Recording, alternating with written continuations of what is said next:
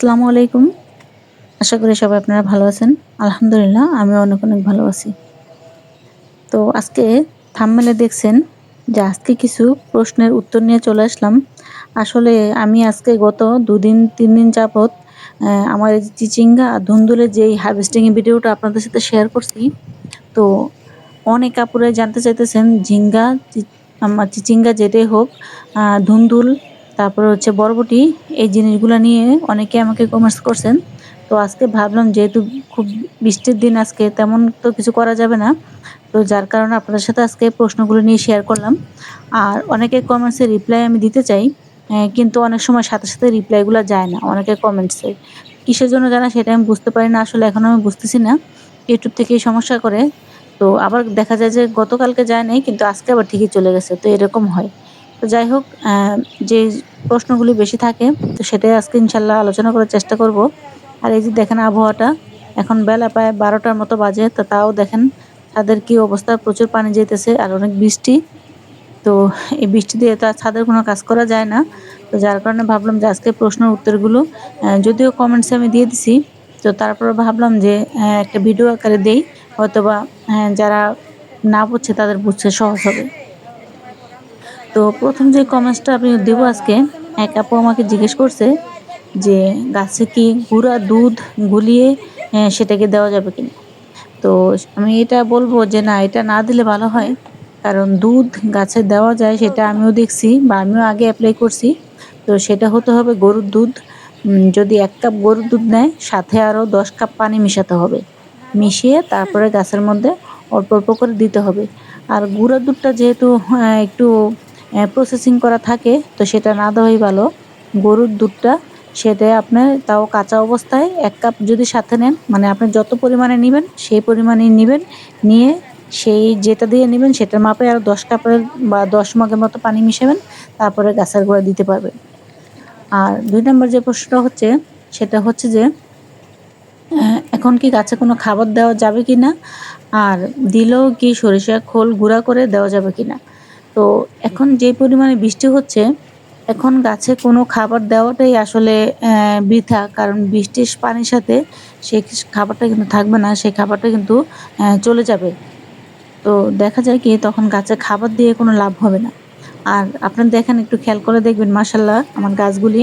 তো আমার বাগানের গাছগুলি মাশাআল্লাহ যেরকম সবুজ, আমি আশা করি অন্যান্য যাদের বাগানে গাছ আছে সবার বাগানের গাছ কিন্তু এখন ইনশাআল্লাহ সবুজই থাকবে। কারণ আল্লাহ এই যে বৃষ্টিটা হচ্ছে এটার মধ্যে কিন্তু প্রচুর পরিমাণে গাছের জন্য খাবার আছে। আল্লাহর দেওয়া অশেষ নেয়ামত আছে। তো বৃষ্টি যেমন গাছের জন্য ভালো, আবার তেমন একটু বেশি হলে ক্ষতিকর। তো যাই হোক, বৃষ্টির সময় আমাদের গাছে লিকুইড, শক্ত, শুকনা মানে কোনো খাবারই গাছে দেওয়ার কোনো প্রয়োজন নেই। এখন গাছে কোনো খাবারই দিবেন না। কারণ গাছে খাবারটা দিলে সেই খাবারটা গাছ গ্রহণ করতে পারবে না। সেটা বৃষ্টির পানির সাথে কিন্তু ঝরে পড়ে যাবে। আর যদি দেখেন যে না, বৃষ্টি হওয়ার পরে ২-৪ দিন মাঝখানে ২-৩ দিন কোনো বৃষ্টি নেই, তো সেই অবস্থায় আপনি চাইলে গাছে একটু খাবার দিতে পারেন। তখন গাছে খাবার দেওয়া যাবে। আর এই অবস্থায় গাছে কোনো খাবার দেওয়া যাবে না। আর ৩ নাম্বার যে প্রশ্নটা হচ্ছে, খুব বেশি আমি এই প্রশ্নটা পাইছি।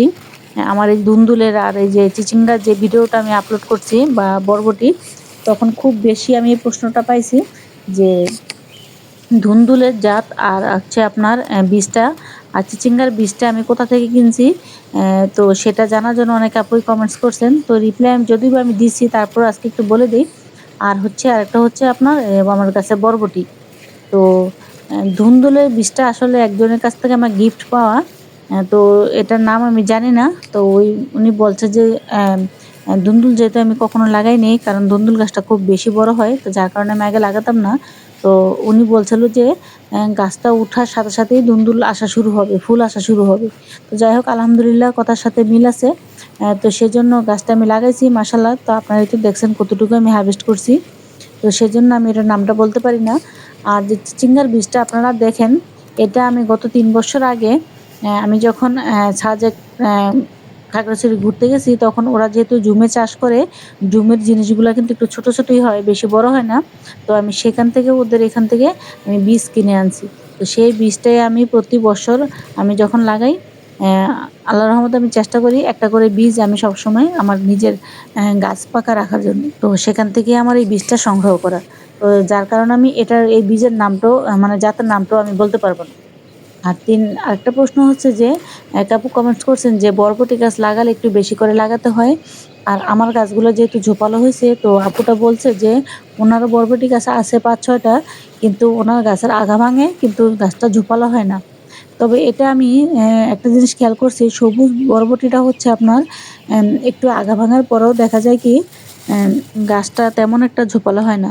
আর আমি যে বরবটিটা চাষ করি সাদা বরবটি, তো সেটা আলহামদুলিল্লাহ অনেক বছর আগে যেহেতু আনা, বীজের নামটা আমি ভুলে গেছি, জাতের নাম কি সেটাও আমি জানি না, মানে মনে নেই। তো এটা দেখছি আমি যদি আপনার এখানে প্রায় ৩ টা একটা টবে, আর আরেকটা টবে হচ্ছে ২-৩ টা। এই ৬ টা গাছ মোট আছে। কিন্তু এই যে গাছটা বর্তমানে দেখতেছেন, এখানে কিন্তু ৩ টা গাছ। আর ৬ টা গাছ পাশে যেখানে সেটা কিন্তু এখনো এত ঝোপালো হয়নি। ওটা দেরিতে আমার লাগানো। যারা ভিডিও সবসময় দেখেন তারা বুঝতে পারবেন। তো আমার গাছের কিন্তু আমি প্রতিনিয়ত আমি আগা ভাঙি। যত আগাটা ভেঙে দেই, তত কিন্তু গাছটা জোপালো হয়। আমি এখনো গাছের আগা ভাঙি। যদি দেখি যে আগাটা খুব বেশি বড় হয়ে গেছে, তখন কিন্তু আমি আগাটা একটু সামনের দিকে কেটে দেই। তো মাশাআল্লাহ আলহামদুলিল্লাহ আমার কাছে কিন্তু প্রচুর পরিমাণে মাশাআল্লাহ এই বরবটিটা হয়। আর এই বরবটিটা আসলে জাতটা অনেক ভালো। দেখা যায় কি আপনার সবুজ বরবটির থেকেও এটা কিন্তু ফলনও ভালো হয়। আবার আপনার রোগ পোকার আক্রমণটাও একটু কম হয়। আর আপনার খেতেও খুব ভালো লাগে মিষ্টি। তো এই কমেন্টস গুলি আমার আপুরা খুব বেশি করতেছেন, অনেকে করেন। আর অনেকে মানে বলছেন যে আমি বীজ দিতে পারবো কিনা? প্রয়োজনে আপনারা নিবেন। তো কমেন্টস এর রিপ্লাই আমি দিয়ে দিছি। যদি ভিডিওটা দেখে থাকেন তাহলে আপনি কমেন্টসটা দেখে নিবেন, দেখলেই বুঝবেন। যদি এখনো পর্যন্ত আমি হয়তো কাউকে সেরকম করে বীজ ডেলিভারি করিনি বা দেই নাই। তো যদি আপনারা নিতে চান, তো অবশ্যই ট্রাই করে একবার দেখবো। যারা কমেন্টস করছেন তারা কমেন্টস গুলি দেখবেন। আর আজকের ভিডিওটা দেখলে তো বুঝে থাকবেন। তো ইনশাআল্লাহ যদি হয় সম্ভব হয় তাহলে আমি যদি চেষ্টা করে দেখতে পারি। তো এটাই।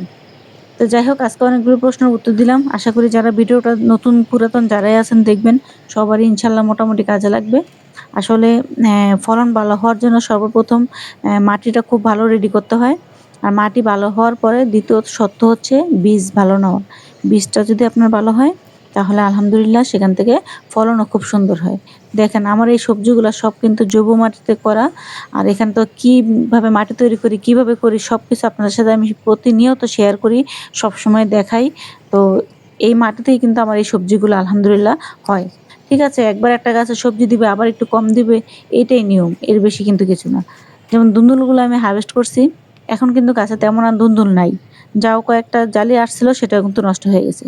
তো যেহেতু আমার মোটামুটি আলহামদুলিল্লাহ এখান থেকে আমি ১০-১৫ টার বেশি ধুন্দুল আমি পাইছি। তো এখন গাছটা অবশ্যই একটু রেস্টে থাকবে, গাছটাকে একটু খাবার দিতে হবে। যখন গাছটা আবার একটু শক্তিশালী হবে, তখন আবার গাছ থেকে অবশ্যই ইনশাআল্লাহ আশা করি আবার ফল পাবো।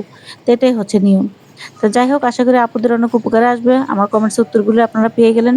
আরো বিভিন্ন ধরনের কমেন্টস আছে ইনশাআল্লাহ অন্য একটা ভিডিওতে শেয়ার করব। তো যাই হোক আজকের ভিডিওটা কেমন লাগলো? কার উপকারে আসলো? তো আপুরা কমেন্টস করে জানাবেন। আর কার বাগানের কি অবস্থা বৃষ্টির মধ্যে সেটাও জানাবেন। যাই হোক সবাই ভালো থাকেন, সুস্থ থাকেন। আল্লাহ হাফেজ।